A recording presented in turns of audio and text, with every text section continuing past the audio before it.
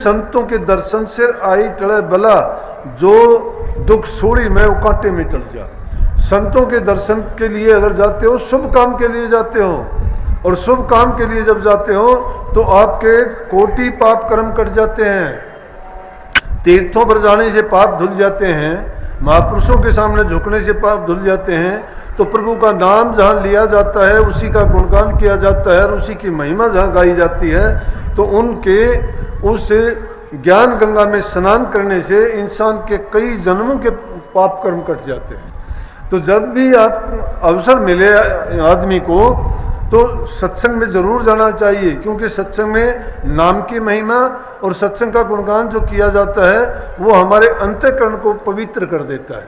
अगर सत्संग से हम वंचित रह जाते हैं और काफ़ी दिन तक सत्संग में नहीं पहुंच पाते हैं, दर्शन करने का मौका नहीं मिलता है, तो समझो कि हमारे मन पर धूड़ी जिस प्रकार से 12 वस्तुओं पे जम के उनको मैला कर देती है, उसी प्रकार से हमारे हृदय में भी हमारे कर्म की और दूसरी जो मल वक्षेप हैं उनके आने के कारण हमारी बुद्धि पर भी इसी प्रकार से परत चढ़ जाती हैं। लेकिन सत्संग के सुनने से, संतों के दर्शन के करने से वो जो मलवक्षेप आवरण के पर्दे हैं वो सब के सब उतरते चले जाते हैं। हमारा मन पवित्र रहता है, जिसके कारण उसमें बुराइयां प्रवेश नहीं कर पाती और सद्गुण ही उसमें बनते रहते हैं। और ज्यों-ज्यों हमारे हृदय में अच्छे गुण आएंगे तो उसमें से बुराइयां निकलती चली जाएंगी और हमारा मन हमेशा कोई ना कोई अच्छा शुभ कर्म करने के लिए ही हमें प्रेरित करता है। जब भी संतों के सत्संग में जाते हो, अपने मन के कपाट खोल के जाओ, ताकि उनके दिए हुए वचनों को एक एक करके हृदय में रखो। अभी थोड़ी देर पहले बहन जी आई हुई थी अपने टीवी चैनल से, उन्होंने सवाल किया कि आज के नौजवान बच्चे क्यों हमारे से इतने दूर होते जा रहे हैं। और उसका दूर होने का कारण मैंने कहा कि उसका दूर होने का कारण यही है कि हम अपने बच्चों को संस्कार नहीं दे पाते। संस्कार क्या है? अच्छे गुण। और अच्छे गुण कहाँ पाता है इंसान? परिवार में ही पाता है, समाज में ही पाता है। जो समाज से बाहर रहता है वो या तो पशु होता है या फिर कोई फकीर महात्मा ही दूर रह सकता है। लेकिन समाज में रह के ही समाज की में अपने इंसान आवश्यकताओं को पूरा कर सकता है और समाज से ही वो सारे अपने संस्कार लेता है। उसी से अपने हर प्रकार के जीवन की, चाहे वो सामाजिक है, पारिवारिक है, धार्मिक है, हर प्रकार का ज्ञान उन्हीं से प्राप्त किया करता है। अब बच्चों से हमारी दूरी बन जाती है। आज के इस युग में हम किस बात को ज़्यादा महत्व, अर्थ को देते हैं, धन दौलत के पीछे भाग रहे हैं, मानसिक शांति नहीं है किसी को भी, और उसके लिए ना हमें अपनी संतान की परवाह है। संतान भी क्या जब पैदा की है तो उनके लिए भी हम ये सोचते हैं कि ये करें वो करें, लेकिन ये नहीं सोचते कि जो काम हमें करना चाहिए था वो हम उससे बहुत दूर जा रहे हैं। हमें करना क्या चाहिए था कि इंसानी चोला बड़ी मुश्किल से मिलता है, और ये अवसर हमें मिला है प्रभु की भक्ति करने का, इस 84 में आने जाने के गेट से छूट जाने का, बुराई और पाप कर्म जो जन्म जन्म से हमने इकट्ठे किए उनको काट लेने का, वो हमें अवसर मिला। लेकिन हम उसका लाभ नहीं उठा पाते। क्यों नहीं उठा पाते हैं?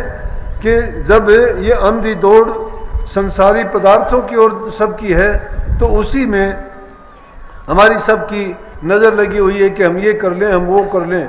इस चीज़ के लिए कोई परवाह नहीं है कि हम कोई किसी से अगर मिलता भी है तो कोई ये नहीं पूछता कि तू कितनी देर परमात्मा का भजन करता है, कितनी बार उसको याद करता है, या कोई तेरा ऐसा सत्संग में जाने का या कोई भी अच्छा काम करने का कौन सा तरीका आपने अपना रखा है। दुनियादारी के काम जरूर पूछ लेंगे कि आपका धंधा कितना है, आपका काम क्या है, आपने क्या किया है, सब इन चीज़ों में पड़े हुए हैं। लेकिन ये नहीं पूछते कि प्रभु से आपका प्यार कितना है। जिसके सहारे हम तो चिंता करते हैं लेकिन चिंतन नहीं करते।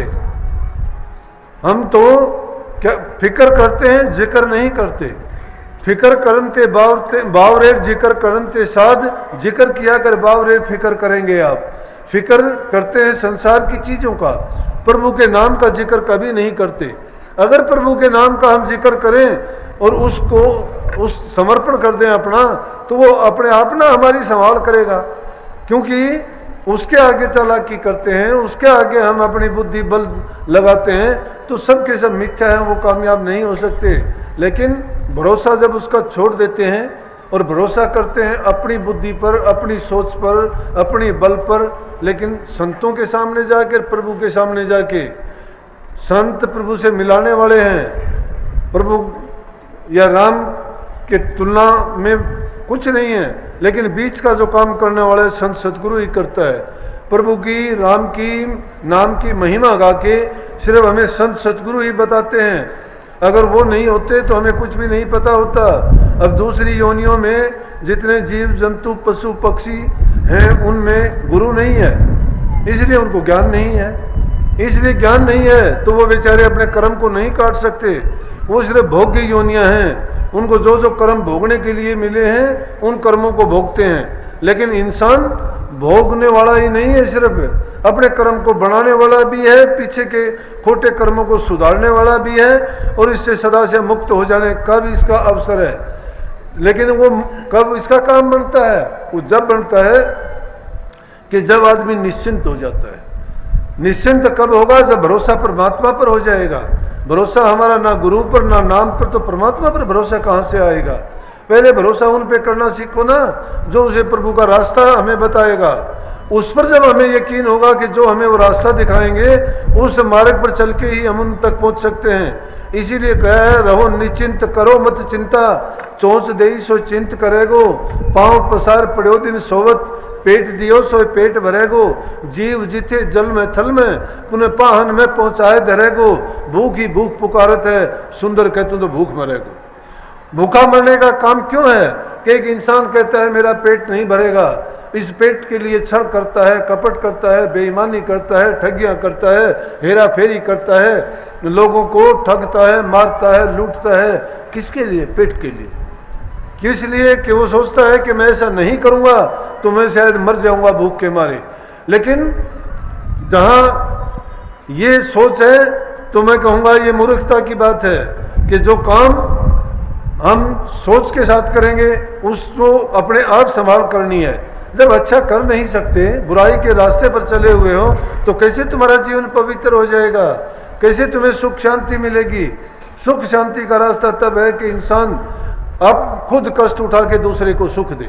जब तक खुद कष्ट कोई उठाता नहीं है, दूसरे को कभी सुख नहीं दे सकता है। अपने सुख को त्याग के ही दूसरे को सुखी बना सकते हो, लेकिन हम तो अपने सुख के लिए दूसरे का कितना बुरा हाल कर देते हैं। चोर डाकुओं लुटेरों को देखो, वो ये नहीं देखते कि इस गरीब आदमी ने कहाँ से कैसे पैसे इसने जोड़े होंगे। कोई सुनते हैं, देखते हैं, रोजाना अखबार में देखते हैं। 2-4 दिन पहले हमारा ही एक सत्संगी था और सोनीपत में उसके पिताजी बैंक से पैसे लेके निकले, 15,000 रुपये निकलवाए। किसी ने 2-3 लड़के आए और आने के बाद में उन्होंने क्या किया, कहा कुछ नोट गिरा दिए, कहने लगे नोट हमारे इकट्ठे करवाइए। वो इकट्ठे करवाने लग गए, उसको पता नहीं क्या चीज़ सुंघाई, उसके पैसे लेके चले गए। वो बेचारा हॉस्पिटल में 2-3 दिन तक दाखिल रहा, उसको पता ही नहीं मैं कहाँ हूँ। अब ये देखो, उसको ये नहीं पता होगा कि उस बेचारे गरीब आदमी ने वो 15,000 रुपये कैसे जोड़े होंगे, किस काम के लिए जोड़े होंगे। अरे जो अपने रक्त की एक एक बूंद को तपा के पानी बना के जो पैसा कमाता है और उसको ठग लोग, बेईमान लोग अपनी चालाकी से, चतुराई से किसी से छीन लेते हैं या वो अपने लिए उसको प्रयोग करते हैं, क्या तुम सोचते हो कि वो पैसा उसको सुख दे देगा? उसको कभी सुख नहीं देगा। जब तक उसके दिल की निकली हुई बुरी उसमें एक एक कण कण में समाई होगी, और जो उस चीज़ का भी सेवन करेगा वो मैं कहता हूँ जिंदा मर जाएगा, कभी सुखी नहीं रह सकता है। दूसरे की चीज़ पर कभी नीयत ना डिगाओ। तुम्हारी अपनी सच्ची कमाई मैं कहता हूँ 1 पैसे की भी लाख रुपए के बराबर होगी। अपनी मेहनत से कमाया हुआ तुम्हारा एक दाना भी तुम्हें संतुष्ट कर देगा। और ठगी और बेईमानी का अगर तुम स्वाद से भरे हुए 36 प्रकार के भोजन खाओगे, वो भी तुम्हारे लिए विष और जहर का काम करेगा। बर्बाद करके रख देगा। खोटी और बुरी कमाई करते हो, उससे अपनी संतान को देते हो, किसी को भी दोगे वो भी खराब और बर्बाद हो जाएगा।